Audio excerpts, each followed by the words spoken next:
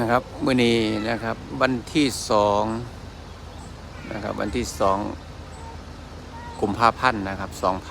2500วันที่2และวันที่3วันที่ครับวันที่2วันที่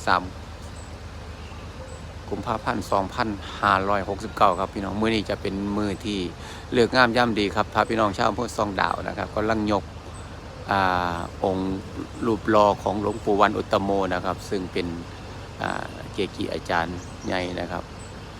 ของจังหวัดสกลนครเฮาก็ว่าได้นะครับตอนนี้กำลังเคลื่อน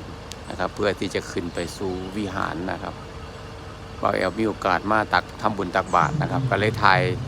คลิปให้พี่น้องเบิ่งนะครับ